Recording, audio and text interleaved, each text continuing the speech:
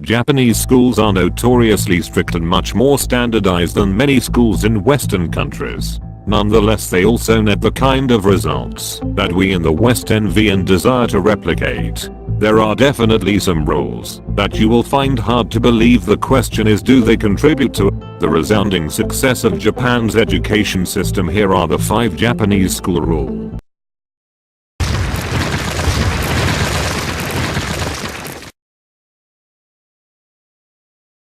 Number 1. No accessories. As you will soon find out, there is often a strict dress code in Japanese schools, but there is also a rule against using accessories to change your appearance. Students are prohibited from using colored contact lenses, dyeing their hair, and having unusual piercings.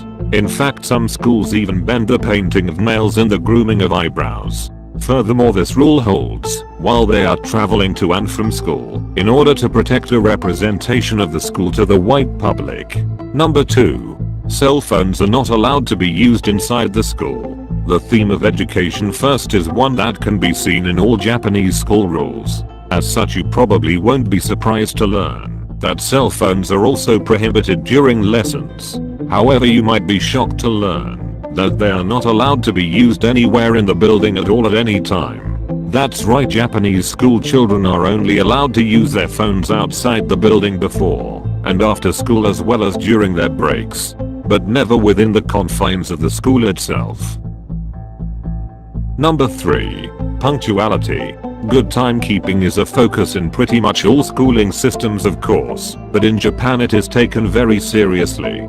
Children are expected to be in school at 8:30 AM on the button, and if they are more than 5 minutes late, you can be sure they will be punished to a certain degree. The most common punishment is being required to come into school even earlier for cleaning duties for the rest of that week. This is to instill good timekeeping and an understanding of the value of time as a resource. We guess those stereotypes about Japanese punctuality aren't just rumors, it's behavior instilled at a young age. Number 4. The Sesimeter. American school children will no doubt be familiar with intruder drills, but in Japan they take matters one step further by ensuring that there is something on hand to defend against violent intruders.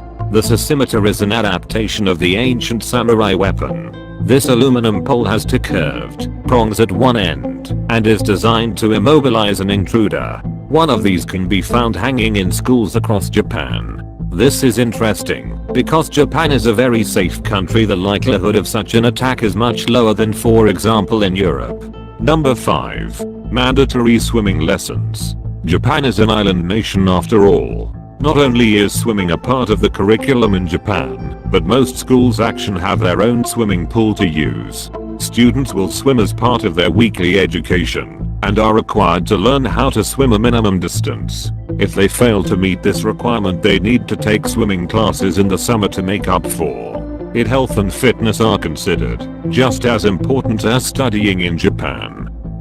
If you like my video, give me a like and also subscribe. Thanks for watching.